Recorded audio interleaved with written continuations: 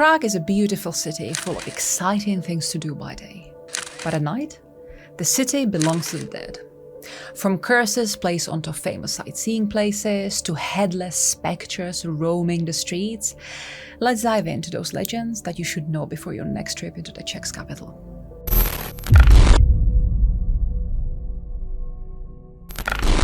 In Prague's Old Town Square, crowds gather every hour to watch the Astronomical Clock, the Orloj, spring to life. The Apostles' March, the skeleton of death rings his bell, and the figures of vanity, greed and lust perform their eternal show.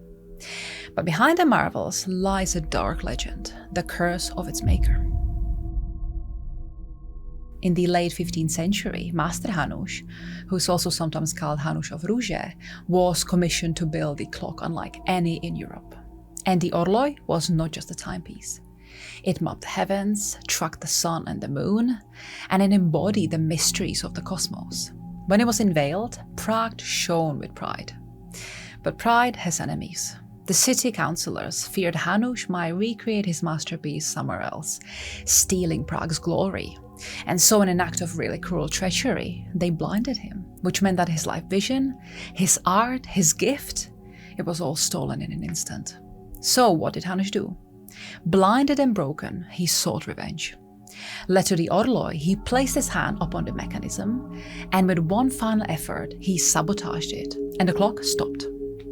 The legend says that it did not work again for decades until another master painstakingly managed to restore it. But the curse remained. For centuries, people whispered that if the clock ever fell silent, Prague would suffer. During the Nazi occupation, the clock was damaged badly by fire, and the locals really held their breaths because they feared the prophecy. And in the end, it was repaired again, and it continues to tick today. But that's not the end of the story, because strange accounts still persist. Maintenance workers have reported cold hands gripping their tools or voices warning them to leave.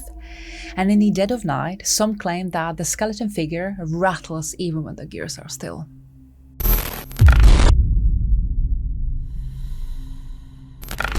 In the twisting alleys of Prague's Jewish quarter, an ancient legend breathes life into clay.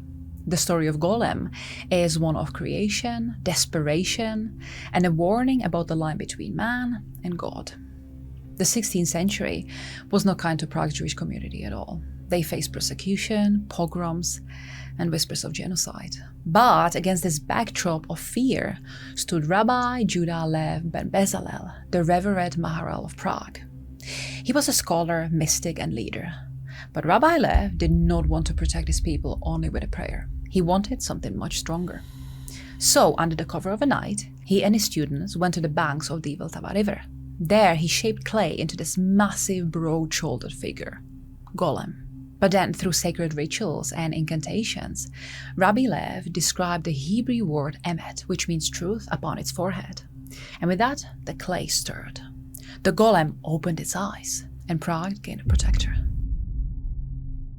The Golem was named Josef, and he became silent guardian of the ghetto. He couldn't speak, but he could obey. He patrolled the quarter's gates, defended the weak, and terrified aggressors. Legends claim that he even carried water and chopped wood for the poor. But his true purpose was defense, to shield the Jewish people from a massacre. Yet, as it is with all creations, the Golem had its limits. Rabbi Lev warned his followers never to use the creature for trivial tasks. And also, he was to be deactivated before each Sabbath. And to do that, he simply erased the first letter of Emet, changing the word to Met, which means death. And with that, the Golem would collapse into clay once more. At least that's how it went, until one fateful Friday. Some say that that is when Rabbi Lev forgot to remove the Golem's life-giving Shem, the letter E. Others claim that Golem grew restless and that his power spiked out of control. But whatever the truth was, the Golem went absolutely wild. He started destroying instead of protecting, raging through the ghetto with its unstoppable force. Only the rabbi's desperate prayer and the removal of the Shem finally managed to stop the creature.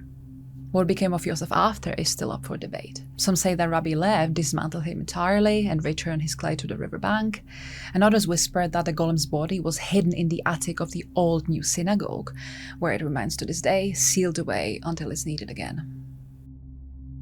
But I know that you'd be interested to know that there are actually some interesting eyewitness testimonies in connection to Golem. In the 17th century, a guard claimed to have seen this hulking shape vanish near the synagogue. And then, during the Nazi occupation, soldiers who stormed the synagogue reported hearing these strange groans and crashing noises from the attic above, and some soldiers even refused to go inside. So the Golem of Prague has become one of Europe's most enduring legends. It's a symbol of protection, but it is also a reminder that while man may shape clay into form, life belongs to God alone, and sometimes the creation refuses to obey the Creator. Also, now would be a really good time to come and join the community. I release a brand new episode every week, so this way you'll get it delivered straight to your notifications.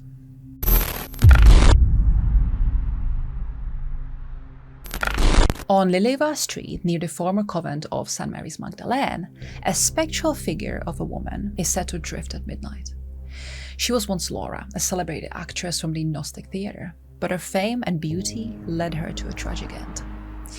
Because of how popular and adored Laura was, her husband became extremely jealous. He was convinced that Laura was actually cheating on him, and so in a jealous rage, he ended up murdering and decapitating her. He then sent her head to Laura's lover. It was a count who then buried it in an unmarked grave. And since then, Laura has been roaming the street, searching and waiting. An eyewitness, who was this late-night tram passenger, recalled standing in Malá Strana at midnight when she felt this cold presence behind her. But when the woman turned, she saw nothing, no figure. But then a slight wind of air wafted into her face, as if someone let out a breath. And this really spooked the woman, and so she hurried away, convinced that she just walked through a ghost. So, if you ever happen to be on this street past midnight and cross Laura's path, then look away very quickly.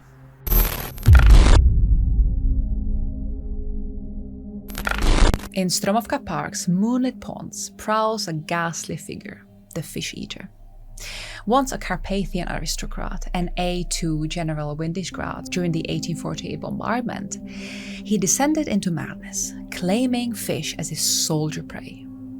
Then a local miller, Vondra, ended his life and dumped the mutilated body into the pond, where it's said to be still rotting to this day. But as his body turned spectral, he feasts on decaying fish, and is said to hunger for more. One park-goer who was walking alone on a cold night heard these grotesque splashes, so she went over to the pond to see what was making all this noise, and as she peered into the water, she saw this hunched skeletal silhouette with something slimy in its fingers. The woman screamed, but the figure just vanished, only leaving the stench of brine and decay behind. So if you're ever in Prague, I do recommend you come and see this park because it really is beautiful. But do be careful, you can easily fall into this pond. And who'd want to smell of decayed fish?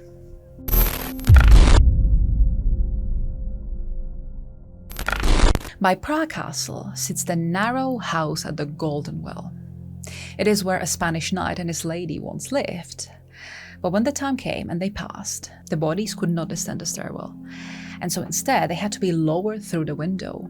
And today, without their heads, the spirits are said to wander through the house. They rattle their chains and search for their release. A visiting tour guide once said that they heard the sound of chains dragging down the stairwell, even though that there was nobody there. Then a sudden chills froze them in place. Another investigator tried an EVP session, so electro voice phenomena, which is often used in ghost hunting, where an electronic audio recorder tries to capture any anomalies. But when they turned this recorder on and began listening, they clearly heard a raspy response that just said, "below." And then this distant, mocking laughter came echoing from the empty corridors. So next time you walk Prague's cobblestone streets after midnight, remember that every shadow has a story, and not all of them stay buried. Until next time.